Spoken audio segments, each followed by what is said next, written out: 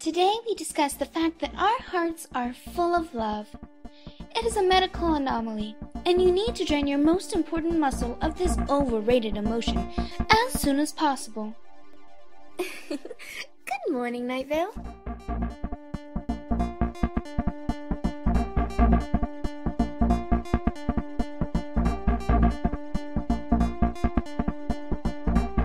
Hello, listeners.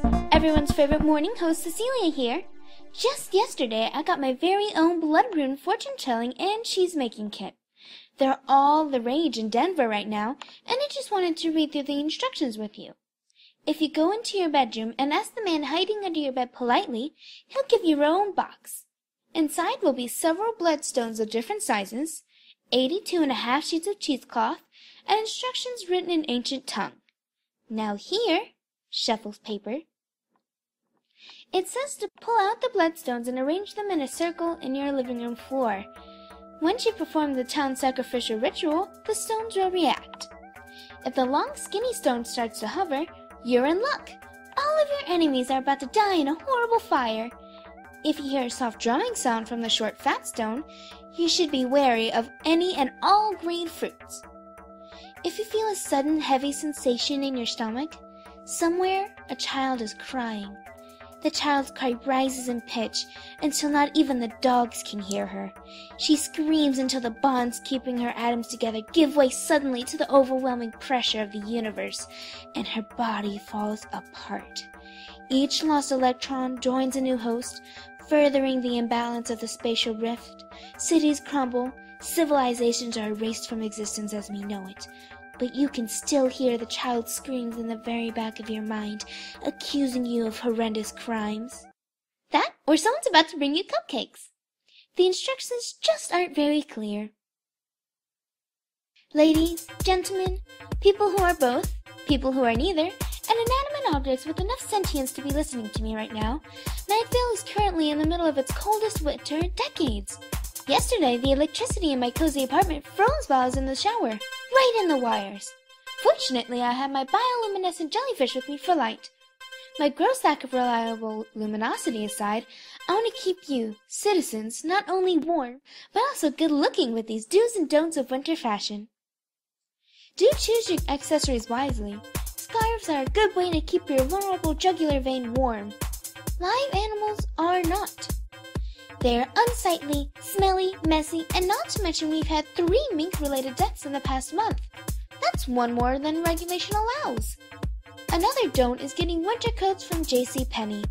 I've received multiple complaints that their clothes are imbued with dark magic this season. You put on your new jacket, but it's kinda itchy. You ignore it because that's how new clothes are supposed to feel. You try to push the feeling to the back of your mind, but your skin keeps feeling itchier and itchier until you just can't stand it anymore. You tear your jacket off. And as you pull the satanic fabric from your body, you find that layers of your epidermis peel away with it, crimson blood gushing freely with nothing to hold it back. You scream, but even though you've taken the jumper off, the itch is still there, and it's all you know until it becomes all that you are. Plus, their fashions are so last season. What you should do is buy from the Goodwill owned by the Sheriff's Secret Police out by Jerry's Taco Stand. They check most of their clothes for dark magic before they put them out for sale, so there's very little chance you'll lose all of your skin. Now, listeners, I have literally been buzzing with excitement over today's gossip column. I think that I may have a wasp, actually. I just requested Interroxy to go and get a government-issued wasp taser. So anyway, 2 nights ago, the man I considered the most important scientist, Carlos, you know him and his perfect locks, he asked me and Cecil to sit in on a science meeting with all of his scientists, for science. He wanted us to listen to help him with his most recent experiment. Now, I'm not a news show, so I didn't really pay attention, but I would never give up a chance to be in the presence of his most glorious being. Now, those of you who thrive in the bloody waters of gossip, do I have news for you. There was a new scientist who was sitting in on the meeting. Someone who's never been to Night Vale before. You could tell by the way she was giving concerned glances to the shrieking office supplies, and the way she kept noting her cell phone, and then the clock on the wall which was spinning rapidly, like clocks are supposed to do. Despite her apparent lack of knowledge of basic clockwork, let me tell you, she was perfect. I looked over at Cecil and asked, "Who's that?" And he goes, "Well, I don't know. She's new." So, after the science meeting for science, she talked hurriedly to Carlos and left before I could even give her my number. I'm afraid I'm gonna have to start going to more of these science meetings for science.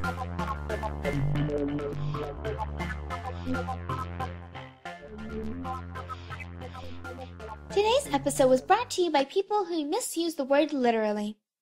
I literally hate all of them. That was not an example. And now we're going to have a look at today's forecast.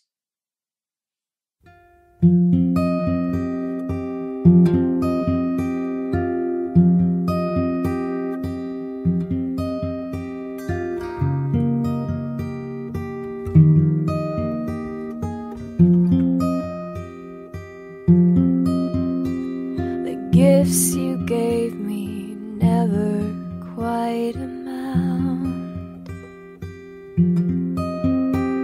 to the silence I have to make when you're around. You could teach me how to play and how to live, but the words are something I cannot forgive. Still I must remind myself I'm not a total waste, that I still hear your voice in my head that just won't go away. While you're in my life, I just can't breathe, I can't breathe, I can't breathe.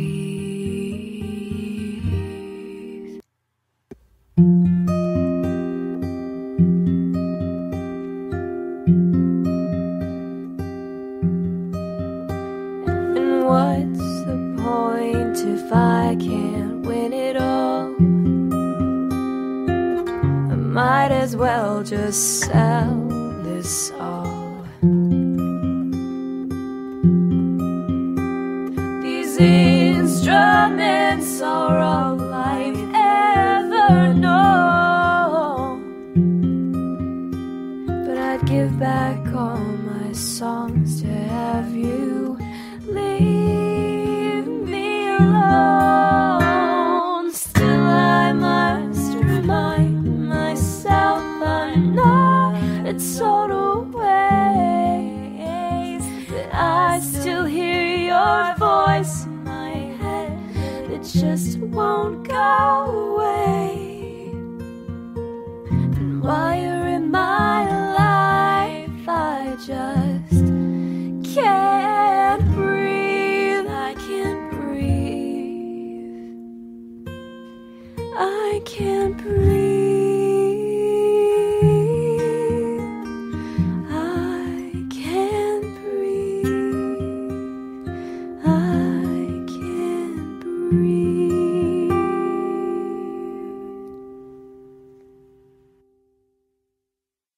We're going to open our lines now for whatever vivid hallucinations you saw last night, whilst your body was laying prone and unaware of the world around it. To contact us, please go to the nearest bathroom, curl into a tiny ball, and whisper the words "plague sore" over and over. Ah, it seems we have today's caller. Here's Simon Rigadone, the transient who lives in the empty office in the Political Science Building at Knightdale Community College. Go ahead, Simon. Hello? Yes, Simon, please tell us about your dream last night so I may see into your inner mind.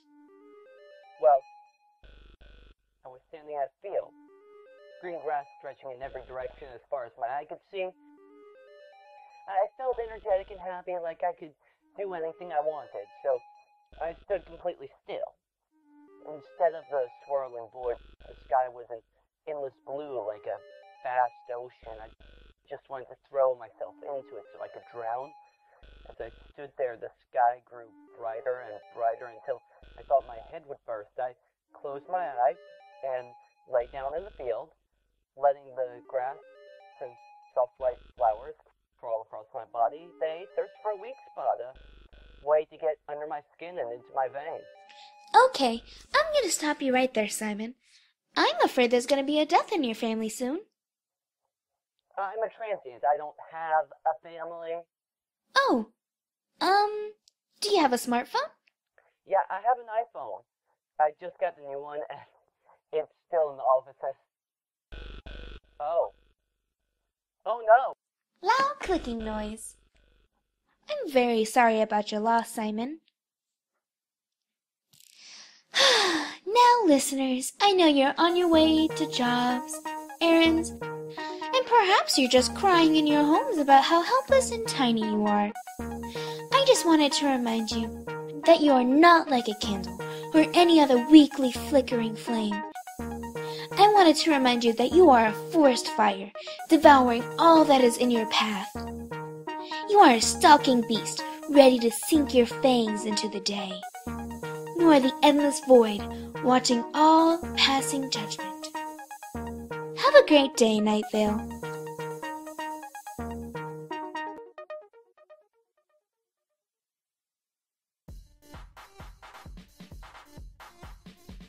Good Morning Night Vale is a parody of Welcome to Night Vale and is not affiliated with the show. Good Morning Night Vale is written by Caitlin Jernigan and voiced by Laura Campos. All music is mixed by Optimistic Death. This episode's forecast was Can't Breathe by Tamara Fritz. Find out more at tamarafritz.bandcamp.com. Want to have your music featured in the forecast section? Want to contribute your child to the show? Just want to say hi? Please email us at goodmorningnightVale@yahoo.com. If you like what we do, please share our show with your family, your friends, your classmates, your coworkers, etc. Pretty much spam everyone you know through any means necessary. Today's proverb: children are like octopi, able to get into anything and covered in suckers.